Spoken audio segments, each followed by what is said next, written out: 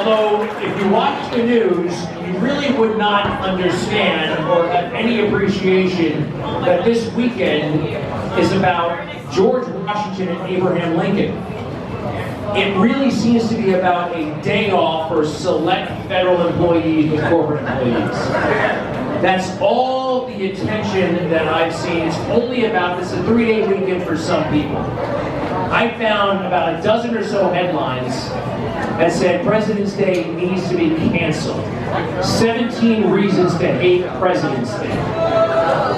They want to cancel it because it honors two white men, George Washington and Abraham Lincoln. It's kind of fascinating because the excitement and the plans for Juneteenth are already in full swing. Most people don't know what Juneteenth is. I barely know what Juneteenth is. Juneteenth, I believe, goes something like this. That in Texas, in a certain part of Texas, maybe Galveston, maybe Houston, somewhere down there, a general showed up 2 years after the Civil War to let people know the Civil War was over. That's Juneteenth. So we're making a bigger deal out of the moment where they found out that Abe Lincoln ended the Civil War than they are the man who ended the Civil War, Abe Lincoln. That's right. It is totally and thoroughly bizarre and corrupt. So when I'm in a place like this, you guys do realize this room, this is why Trump won in 2016 and in 2020.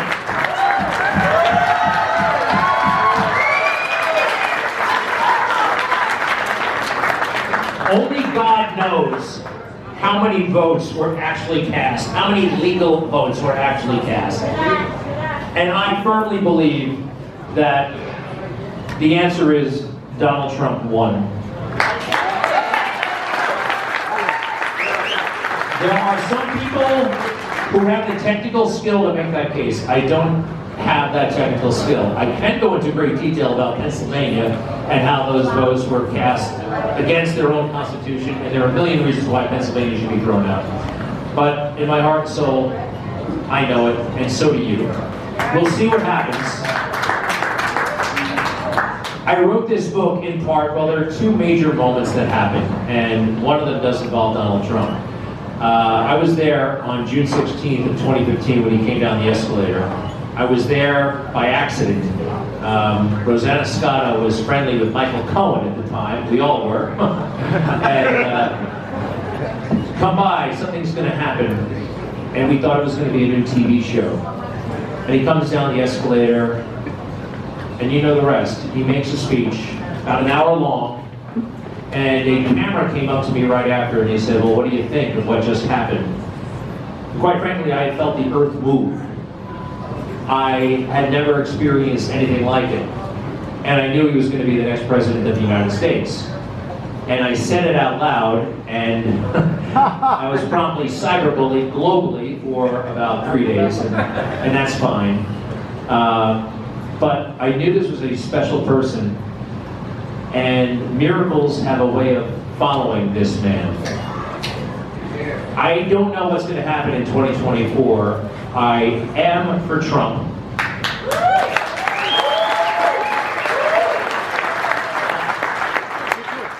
I am intrigued by DeSantis.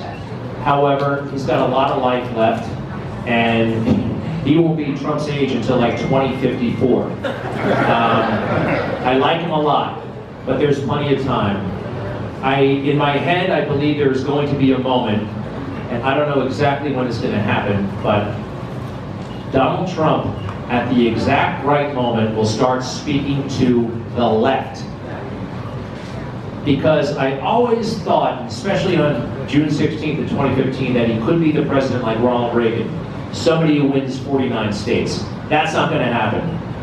But 30 states, 40 states, again, I mean, I'm the same guy who said he could win when nobody else did. I really feel like he could possibly achieve a mandate. Now, it will take a miracle, and the miracle I like to point out is like Rocky II, when Rocky switched to right-handed from southpaw, and it confused Apollo Creed. And at the right moment, I think he can pivot.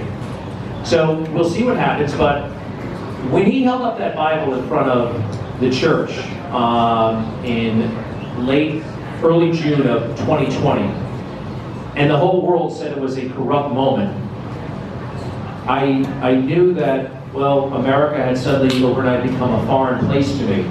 How could a president holding a Bible in front of a church be seen as corrupt?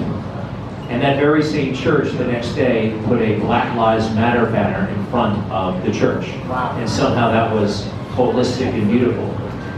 And it just stayed with me. I couldn't shake it. And then a couple of weeks later, my wife, who joins me tonight, calls me in a nervous panic.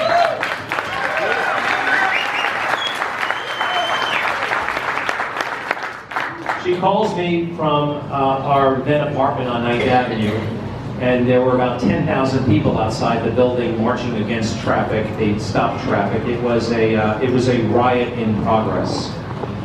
And you see these things on TV. They're always happening somewhere else, and now it was happening in my neighborhood, and it was being glorified by the media. That horrible, cancerous movement was being glorified by some of the institutions I used to trust. Those were the two moments where I thought someone needs to document this, because it's one thing to tweet, it's one thing to say stuff on TV, but I wanted to write it down, and it wasn't, quite frankly, enough for me to write it down and self-publish. I wanted an audience, and I wanted recognition, quite frankly, by a major publisher, and I got it with Simon & Schuster.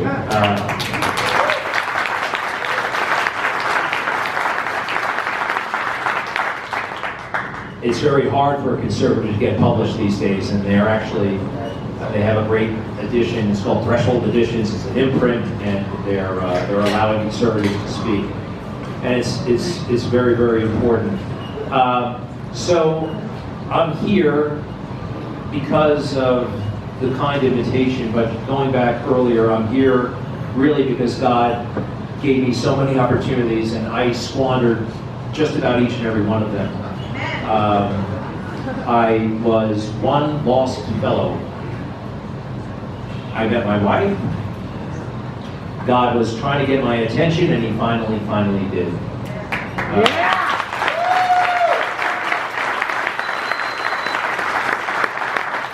So, look, if anybody, I'll just tell you very briefly what happened.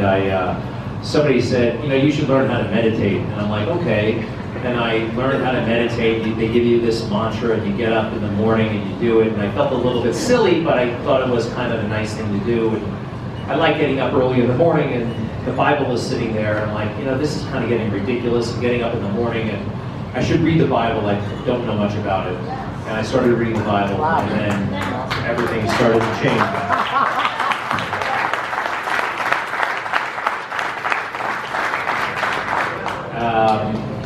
And I think that's available to each and every one of us. He wants to help. He's there. The most powerful force in the universe, the creator of everything, knows each and every one of us, everything we've done,